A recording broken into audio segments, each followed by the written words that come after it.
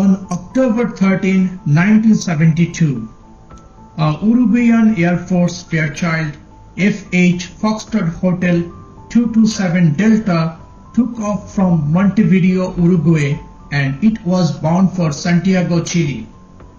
Aboard were 45 passengers.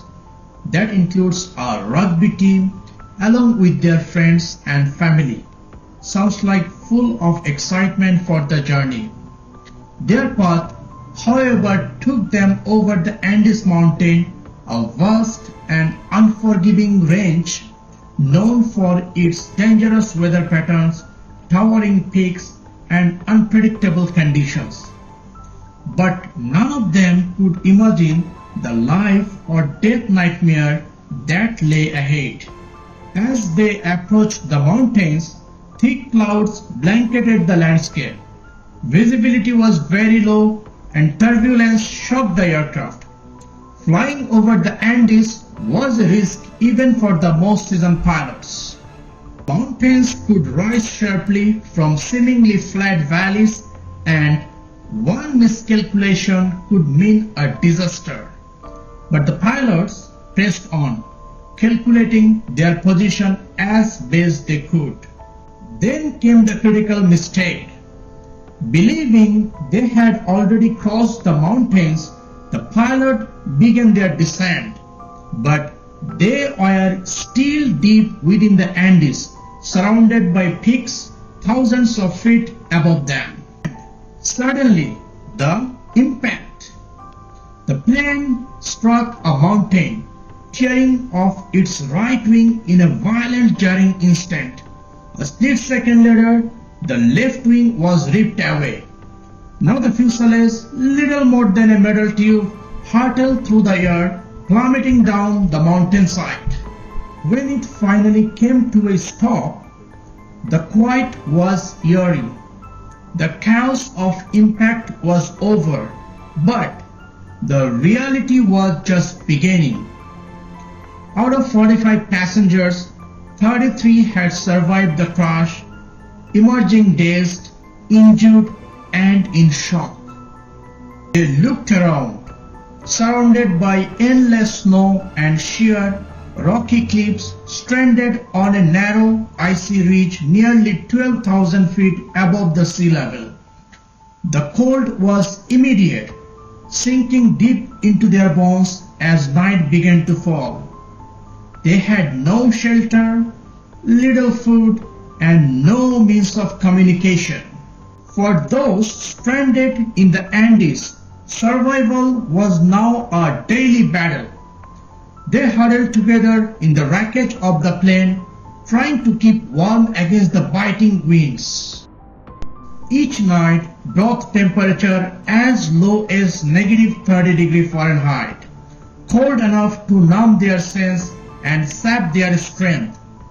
Their food consisted of only a few chocolate bars, some bottles of wine, and whatever scraps they could scavenge from the luggage. Desperation set in quickly. By this time, back in Uruguay, the news of missing flight prompted immediate rescue efforts. But the search area was vast, the terrain was brutal, and the last known position of the airplanes was inaccurate. Helicopters scoured the areas, but thick clouds and endless peak concealed the crash site from the above. Days passed, each more painful than the last for those who stranded. After 8 days, the rescuers gave up, convinced that no one could survive in such extreme condition for such a long time. For the survivors, hope began to fade as they heard the search was called off on a small transistor radio they had found. They realized they were truly alone. But the hunger wouldn't relent. They were trapped, weakened, and starving, with no animals, plants, or other sources of food anywhere in sight. As they grew weaker, the survivor faced a horrifying choice. To survive, they would have to eat the bodies of those who had died in the crash, the friends, teammates, and the loved ones. It was a decision that went against everything they believed in.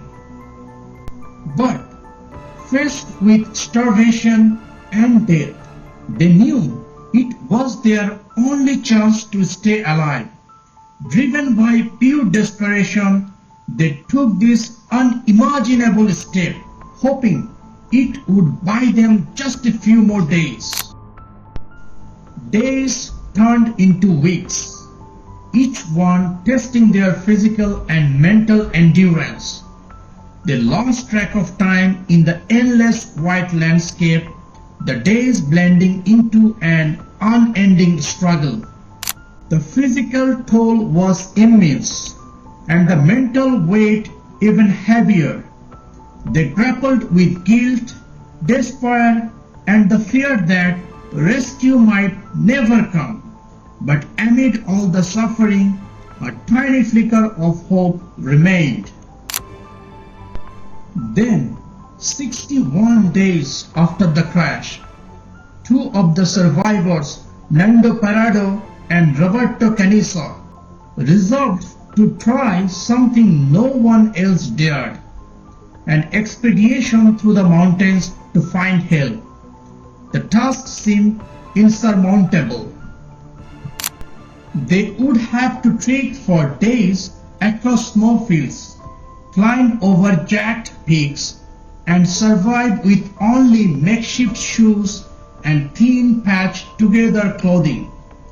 But with nothing left to lose, they began their journey, driven by sheer willpower.